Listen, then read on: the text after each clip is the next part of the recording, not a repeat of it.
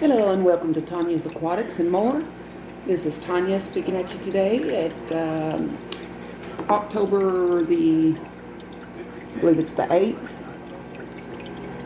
Yes, October the 8th at about 2 p.m. And I wanted to talk today about sponge filters. Okay, this is a sponge filter for no more than a 10-gallon tank. You can use it in bigger tanks from anywhere from a 20 to a 36 to a 60 to a 75. I mean, you could always put it in a bigger tank. It's just not strong enough to cover the whole entire tank, but it will do some filtering for you. So just kind of keep that in mind. These little filters here, I've already built one for you. Just to kind of show you, I kind of just upgraded it a little bit. These guys come with the little plastic tube that you see that attaches to the top. This is for bubbles, to shoot the bubbles straight up to the top of the water. And the way you get oxygen in your water is the bubbles, once they go through this tube, up through the water column and up to the very top of your water, when that bubble reaches the top of the water, it will pop. And that is what gets the oxygen into your water. It's not actually the bubbles that you see inside the water. It's actually when they rise to the very top and pop is when they'll actually produce oxygen back into the water. So that's just a little information for you. And anyway, with these guys, like I say, this one has been upgraded. I've upgraded it myself, so I'm just going to kind of take it back apart and show you exactly what I've done to it. And then I'm also going to build another one for another tank that I have. So if you just bear with me and we'll get started on it. Okay, this is again, this is a sponge filter for a 10-gallon or smaller tank. It's like for nano tanks, and you got little snail tanks or beta tanks, anything like that. Like I say, it's usually no more for 10 gallons, but you can put them in bigger aquariums. It's just they won't filter as much for you as if you got a filter sponge for a 60-gallon. That would keep up with the water and keep up with the detritus and all that on keeping the water clean. But again, it's just according on how much filtration you want in your aquarium. Okay, anyway, this is for up to a 10-gallon, like nano tanks and such, beta tanks. If you want to ever upgrade them, take the little tube off, set it to the side, and then you got the little top here. Okay, and you just kind of pull your sponge down a little bit and pop it right off. It just kind of pops off. Okay, and then you take your sponge off, and of course it's okay to squeeze this sucker, bend it, roll it up in a ball. It's always going to come out exactly the way it was. So always rinse them before you put them in your tank. Always do that really good, just in case it has anything on there that you don't want going in your water. Okay, this is what I've upgraded mine to. Normally these guys don't come with those little air stones, little whatever you want to call them. I call it an air stone. That you put into the end of your air tubing to make little bitty bubbles in your aquarium.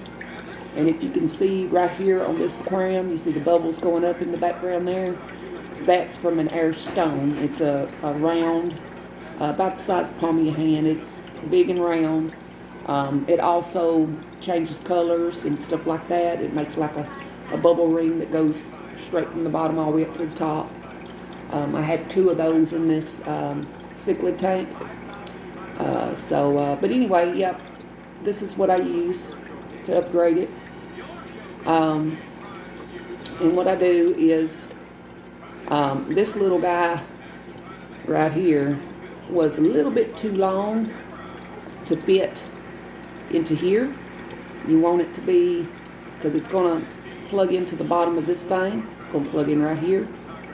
Okay, and normally if you've got a bigger nano filter that you're trying to do this to, normally you add air tubing, which I will show you a little bit of here. Of course, this is air tubing, as you know, and normally if it's a bigger filter, sponge filter, you just take your air tubing and you take the end of it here and you put it to the very edge of this, and then come all the way down, and then take your scissors and you cut right there at the very bottom of the sponge there. And then that's how much tubing you would need to attach this air stone to. And you just attach it to the end of this. And then this end would go to, you cut this thing on the inside here out, as you can see. You would take and flip it over, and you cut all of this out with a pair of scissors. Okay? And this thing right here, once you get through cutting those bicycle rim looking things out, this little black tube, whatever you want to call it, this will come out of here. Okay? And then you just set that down, and you would take and, like I said, plug your air stone into the end of this tube, and then the other end you would take your little black tube that you got out of here, this thing here, right there, and you would cut about a quarter of that tip off of there. And then you would, it's very hard to do, but it can be done. Then you would take that tip and push it into the other end of this air tubing, okay? And then that would plug into the bottom of this, okay? And then you just slide all your stone, your air tubing, everything down back into this column, because this right here will all be gone from the inside of there, so all that would fit, you know, the air stone and everything would all fit down in there, okay? But since we're doing a nano-sized sponge filter, we have to do it a little bit different because it's only so much room. Let me put this air tubing back. You know, there's only so much room in these little bitty compartments here. But I will show you what I've done. Like I said, with the other one here, let me show you one that hasn't been touched yet. Hasn't been touched at all yet. This one has. You see the difference there? One has it, the tube there with the bicycle thing, and one does not. So when you get one, you just, like I say, cut each little spoke out on this end. Okay? For the nano tank, you do not need air tubing. Okay? So we're going to put this one back over here, the one that I have not touched yet. We will build that one here in a moment together. This one that I have touched, this is gone. But once you put this air stone into here, you don't need no air tubing because it's just too little, you know what I mean? So what I had to do, these are the skinnier air stones that you can buy. These are the skinnier ones. They do make wider ones and stuff and round ones, but I just got the little skinny, small ones, smallest skinny ones I could find. And you take your scissors. Well, first, before you take your scissors, you plug the air stone into the top part of this that comes off the top of that filter, or the sponge, excuse me. And you push it in there like that, and to see how good of a snug fit it's got, okay? And as long as it's in there real snug, and you kind of see when you pull on it, and if it won't come right straight back out, then that means it's got a good snug fit in there, and no air will escape from that hole there, from this connection. Okay? Just kind of give you a good little look at it there. Okay? and I'm pulling on it and it's not coming out. So that means it's got a real good fit, a good connection going there. Alright, so that's what it's going to look like when you put it in that end. Alright, then you grab your little basket. I call it a little basket. Sure, there's a different name for it, but the one that you took the little bicycle rim tube out of, you cut out. You grab this. You take this, put it down in there. Now you got to kind of feel for it because you still got some little spokes left there. They're real hard to get out with scissors, so I usually just leave whatever's left in there because it's still enough room to fit it through.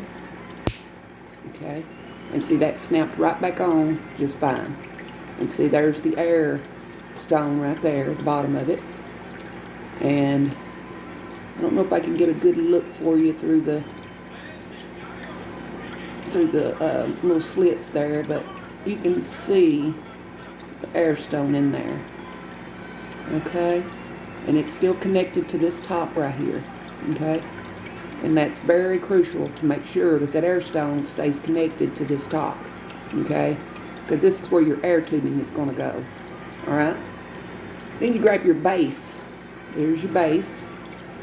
All right, you grab this, snap it back on to the bottom, kind of turn it a little bit, make sure it's turning not too freely, but freely enough to where you know everything's connected right. Okay. All right, and once that happens, and you see it snapped on there real good, and you turned it, that means you know you've got your air stone in there correctly. Okay, and the air will work once you plug everything up. All right, but first we've got to put that over there with that so don't get it confused. First we've got to put the sponge on there. So we just pop that back off and grab your sponge. No, did it wrong. Sorry about that, folks. You take the top off here, along with your air tubing that's still attached. You just always check it, make sure it's in there real good and it came loose or nothing, which it's in there real good. Take your sponge and your little basket thing with the base, and remember they're already connected. Take your sponge and put it back on its little basket. Okay? And you see, make sure that the basket is level with the sponge up here on top. Make sure they are completely level on top there. Because if you don't, the top is not going to snap back on there correctly. Now you grab your top with the air stone connected. Put it down in there. Got to kind of feel for the bottom with those spokes, like I mentioned earlier. Once you feel it's in the right spot, you hear that snap, that means it snapped right on. Okay? And then I always just kind of try to turn it a little bit. Turn the top. And that means that your air stone's in there and it's all lined up correctly and ready to go. Then you grab your air tubing and you can put that back on there as well. Okay, and there's the finished product. Okay, and I'm going to show you. I'm going to show you exactly what I'm talking about. If you don't, trying to turn the camera around here. I don't know why it's